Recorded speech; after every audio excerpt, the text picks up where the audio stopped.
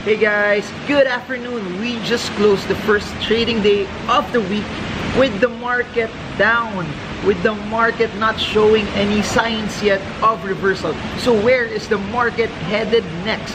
By the way, if you are new to this YouTube channel or you're new to my Facebook page, like us, subscribe so that if we have any new updates on what's happening in the market, you get updated on what's happening. For those who are new, the goal of the videos, the goal of the website and the channels in general is really to help you on your road to financial freedom. Because I remember when I was starting out, there wasn't as much videos, advocacies, and also blogs, vlogs, books about trading and investing in the stock market. So it's just nice that you're seeing a larger space now of literacy and information, and I really hope that the videos that I create is something that would help you also, especially for those who are I don't know, you are a bit clueless on what's happening in the market or a bit panicky because of the market dropping. For those especially who bought at high levels, what are you supposed to do right now? So this video is all about the market in general. For those who are asking about our stocks by request and for individual stocks, I have that posted in a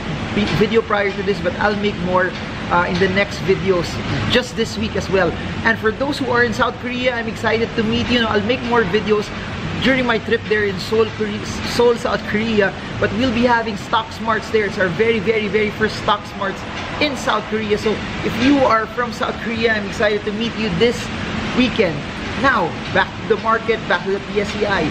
The market closed at 7,870, which is still progressing in its downward push, and it closed with a value turnover of 4 billion pesos, which in a value turnover perspective doesn't show much conviction, doesn't show a large amount of individuals coming in and wanting to buy the stock. You have to remember, for any movement to be convincing, we need a large amount of buyers there, because it's buyers who bring the markets up, it's buyers who push markets higher, and without them, we really can't see a semblance of what will possibly happen. We really can't see any large rallies of buying, of a large buying spree without net buying, without even net foreign buying pushing the markets higher. So it doesn't just have to be locals buying, it has to be locals and foreigners for us to see a very sustainable movement upward. Now, before I go on with the analysis, let me show you what's happening in the charts. You have to remember, everything that I talk about is really based on technical analysis, because I'm really more of a market technician. I love fundamentals though. Fundamentals is something that's needed, especially if you want to be a position trader. But from my perspective, I do not trade without charts. I do not trade without technical analysis, because everything I need to know is found in the charts. I don't speculate. I just look at the charts for what it is. So let me pull up the chart first here. I'm using a chart that it's a Singaporean based chart. No, it's called Chart Nexus. So you can actually see it that from the chart here, we are seeing, whoa, it's not good. Can you guys see clearly there? But from the chart, you see the downtrend still progressing. No, this was the downtrend from last week. You see the downtrend pushing the stock much lower, and with all moving averages confirming that it's still bearish, and the MACD still confirming that it's still bearish, we don't have any buy signal as of this point in time. However, also today we broke below 7,900 for the first time. If you zoom in carefully, you will see that the market dropped below 7,900. Last week we closed below 7,900, but even today we accelerated and we closed much lower. So why am I saying this? There's a possibility that the market could retrace back to its stronger support at 7,700. I said this over and over again, but if you were just looking at chancing upon this video for the very first time, we don't have any large reversals yet. We don't have any indication that the market is reversing. But what we do have though is the market going and progressing in its downtrend. What we do have though is the market failing to hold the 7,900 short-term consolidation pattern, sideways movement. We don't have we can't see that as a buy signal. We see that more as a bearish signal, which can possibly bring the PSEi and the market much lower to around 7,700 over the short term. So what does this mean? Also, if the index is down, there's you have to remember the index is a snapshot of what's happening in the market in general. So if the index is down, a lot of the stocks that are in the index are relatively moving in the same manner, from Ali, from SM Prime to BDO to SM to AC, to GT Capital, they will move in the same manner. And here's a tip also, no?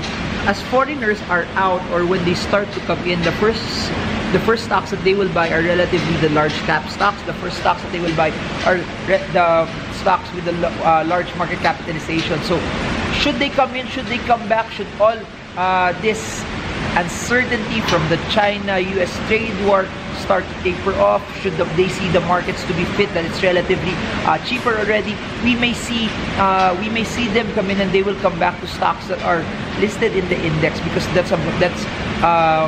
they sold down stocks in the index. When they come back, they will just buy stocks that are in the index as well. So why am I saying all of this? If you are following and tracking the market, if you are using an index fund, trading and investing in an index fund, mutual fund, UITF, or trying to reference the market as a whole for your trades, or even for your individual stocks, it's still showing us that the market may progress slower. We're not yet out of the woods yet. It may take, I don't know how long it will go, no, but as of this point in time, I can clearly say that we don't have any clear reversal signals yet inside. So what are you supposed to do when you see markets drop? As markets become bearish, what should be your battle plan? Should you just wait in the sidelines, especially if you are a position trader, or should you now start to jump the gun? Here's the thing: if you're a position trader, stay away. The best way for you to make money, especially if you're a position trader, is to just follow the trend. And if the trend is telling you it's headed down, stay away first. Come back to fight another day. Come back when you see the market start to reverse again. Position trading is different from investing. If you're an investor and you see the stock that you really love, that's growing good, fundamentally sound, that's now relatively cheap, you start coming in. But however, if you're a position trader, it doesn't work that way. The best way for you to earn money is when you see stocks, or when you see the market start to reverse. So why am I saying this? While the market is in a downtrend, while the market is still bearish, stay away, come back when the market is starting to reverse. And as of this point in time, we don't have that yet. So how about if you're at a loss? Here's the thing. Please take note that no matter how careful you are, no matter what risk management technique you try to employ, it does not exempt you from losses. And if you want to trade, there will come a point in time that you will have to cut losses.